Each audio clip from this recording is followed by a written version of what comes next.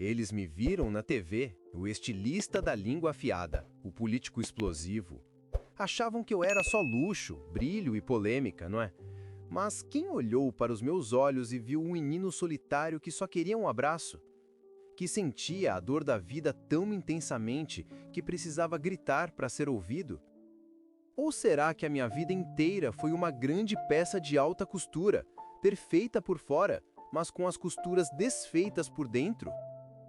Meu nome de batismo era Clodovil Hernandes, nascido em berço humilde em Presidente Prudente, no interior de São Paulo, no dia 17 de junho de 1937.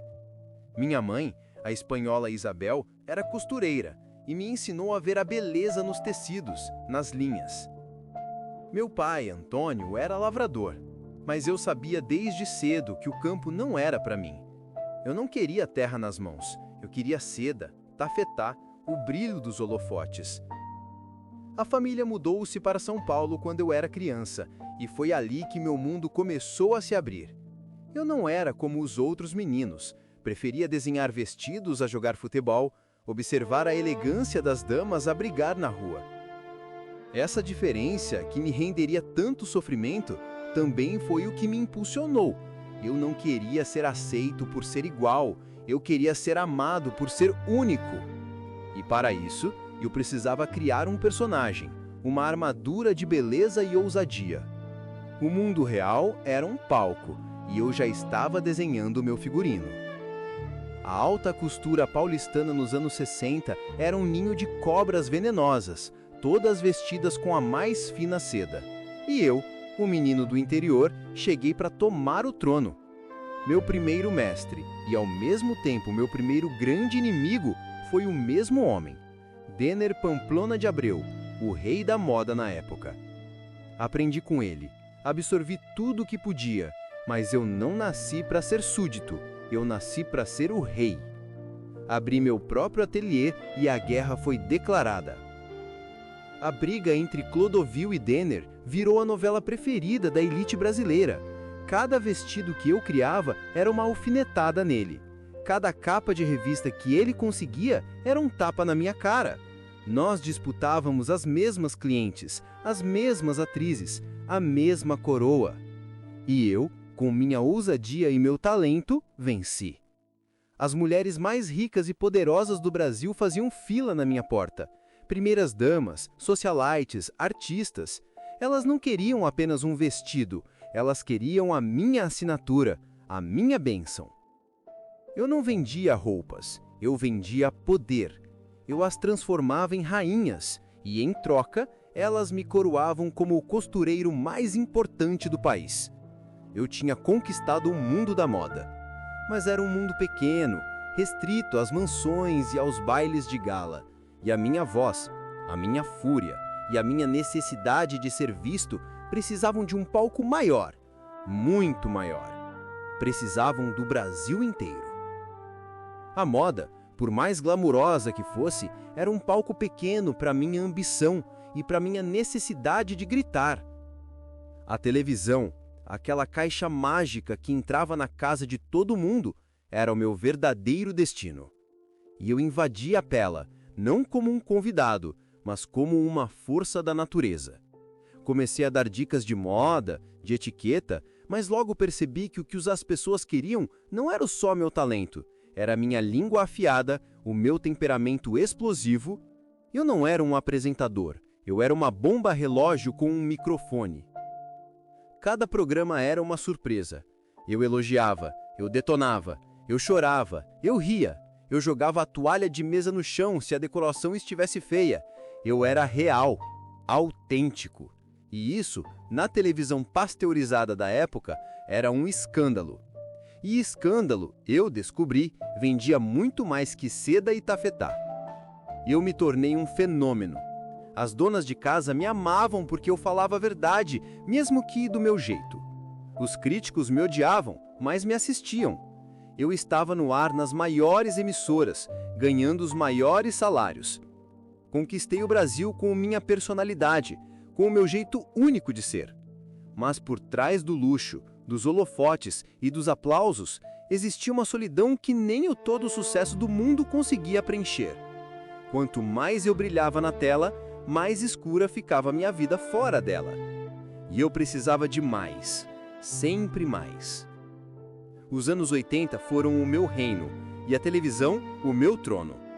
No programa TV Mulher, eu me sentei ao lado de Marília Gabriela e Marta Suplício, e nós mudamos a forma como o Brasil conversava com as mulheres. Eu não dava apenas dicas de moda, eu ensinava as brasileiras a terem opinião, a se valorizarem, a se imporem.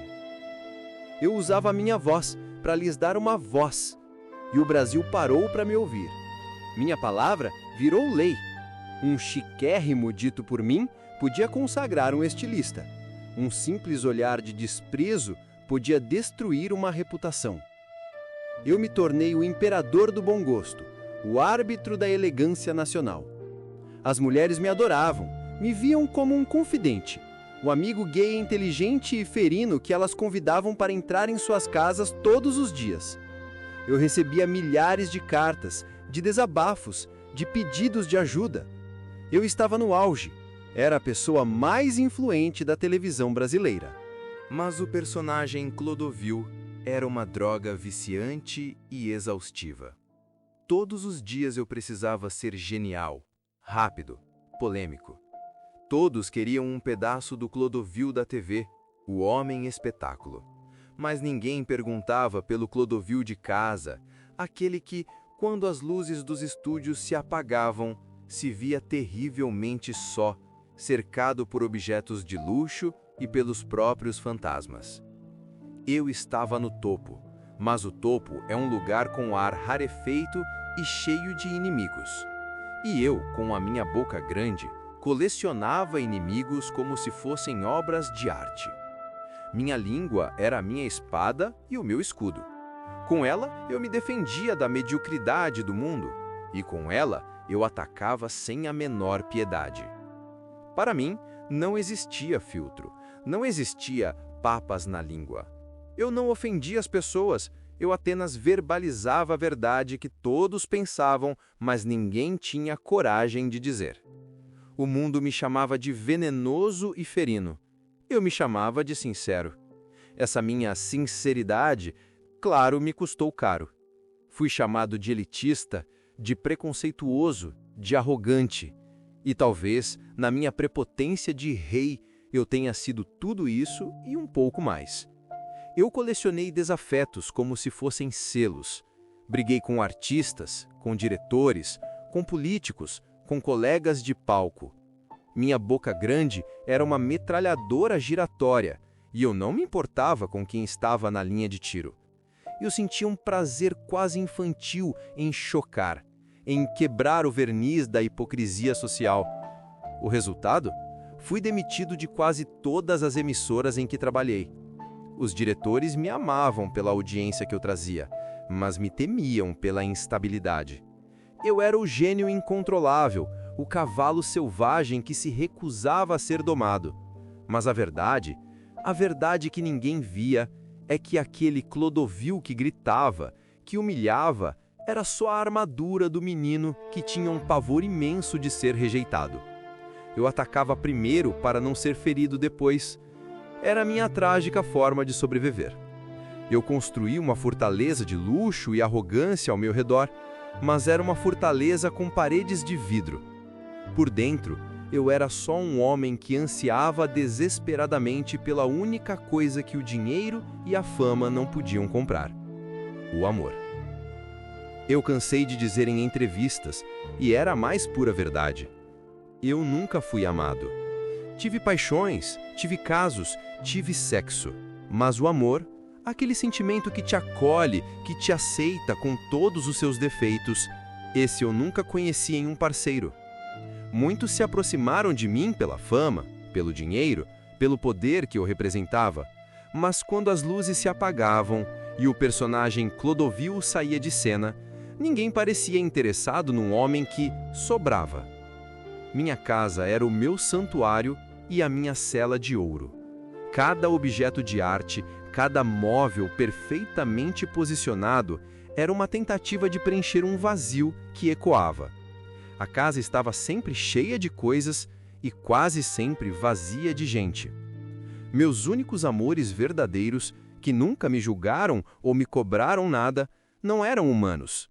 Eram os meus cachorros, meus pugs. Com eles eu não precisava ser o Clodovil da Terré, o gênio, o monstro.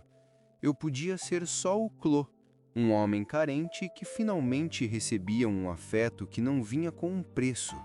Eu que vestia as mulheres mais desejadas e ditei o que era belo para uma nação, me sentia a criatura mais indigna de amor.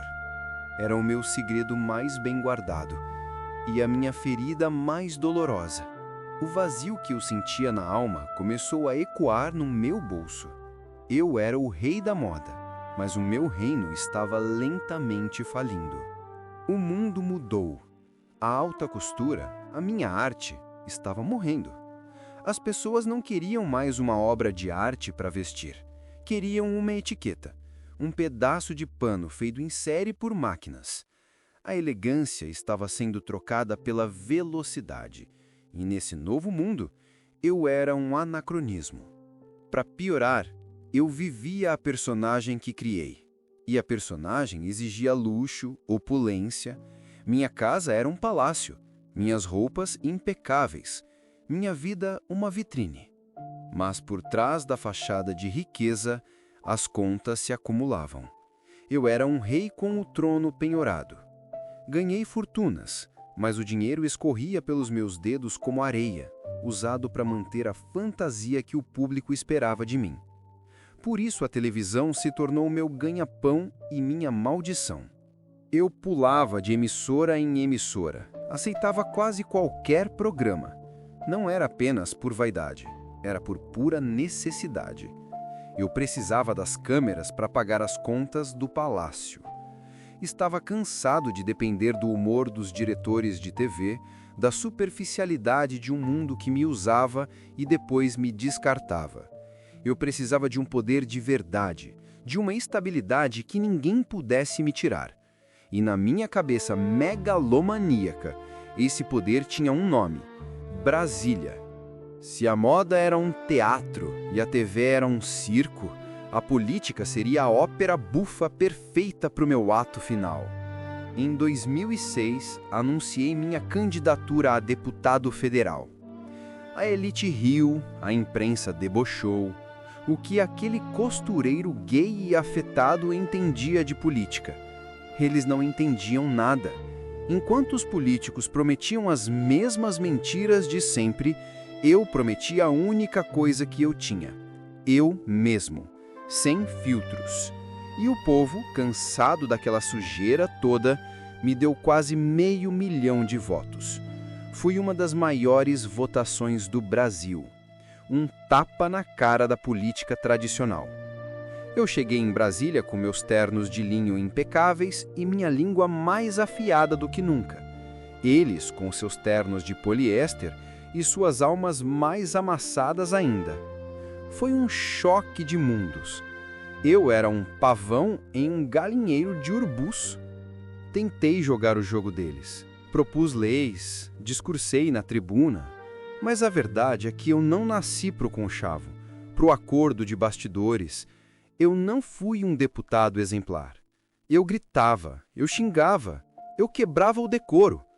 Eu chamei uma colega deputada de feia em plenário. Eu era o caos em um ambiente que prezava pela falsa ordem. Fui para Brasília achando que podia limpar o Brasil, mas o Brasil de Brasília é imutável.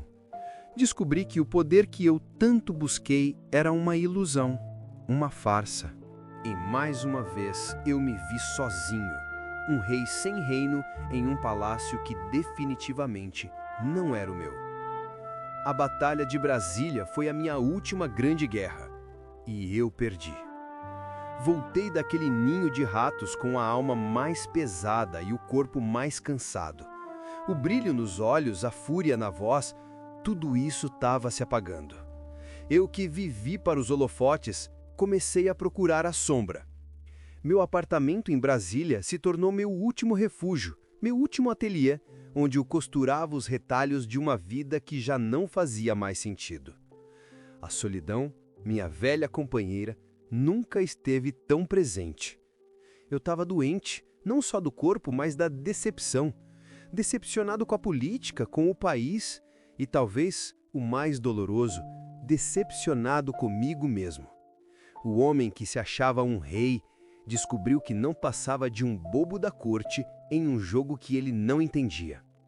E então, em uma tarde de março de 2009, o meu corpo deu o último grito. Um trovão silencioso dentro da minha cabeça. Uma cortina preta que desceu sem aviso prévio, no meio da tarde, na solidão do meu quarto. A luz simplesmente se apagou. Eu, o homem da palavra, o mestre da oratória, o dono da língua mais temida do Brasil, fui silenciado para sempre, reduzido a um corpo inerte em uma cama de hospital.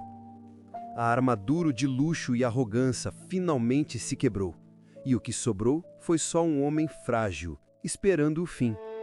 A cortina finalmente desceu, no dia 17 de março de 2009. O corpo cansado desistiu. E eu, pela primeira vez em 71 anos, fiquei em silêncio absoluto. O barulho a partir dali ficou para o mundo. O barulho das notícias, das homenagens, das críticas e das lembranças. E então, quem foi Clodovil Hernandes? O gênio da agulha? O monstro da televisão? O deputado debochado? O menino solitário? Eu fui tudo isso. Fui a ofensa e o elogio. Fui o luxo e a solidão.